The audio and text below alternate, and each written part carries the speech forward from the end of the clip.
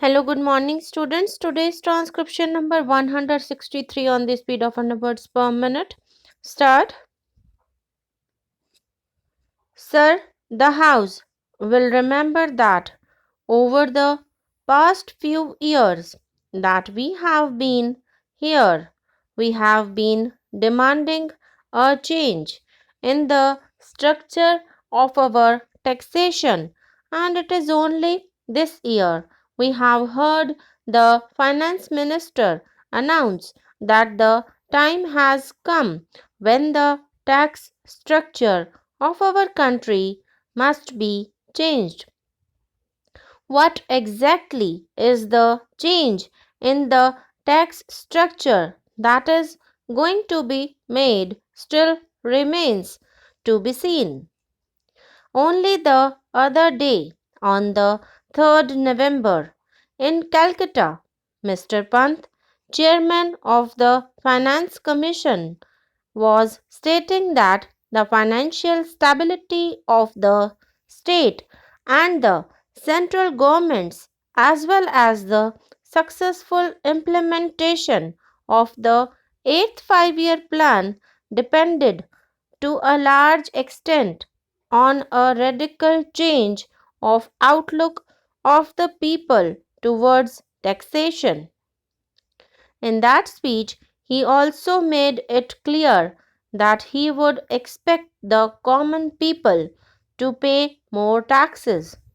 Now, if the change of structure of the taxation system is to be sought in order to continue to exact the limited savings of the common man, deprive him of the necessities of life, then I would not be in favor of any such change.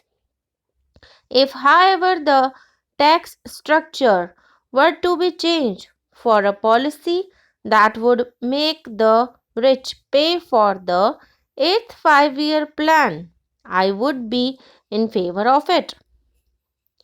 I make it clear that it has never been the contention of the people that they would not bear the responsibility of building up the country.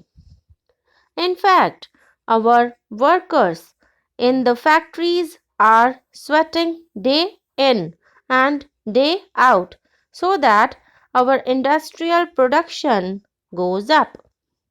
If today we claim higher industrial output, it is precisely because our men in the wheels of industry have so behaved themselves and have so worked for the well being of the country that despite the machinations and intrigues of the capitalist class, despite their greed for more and more profits, it has been possible to bring about a sizable increase in the industrial output.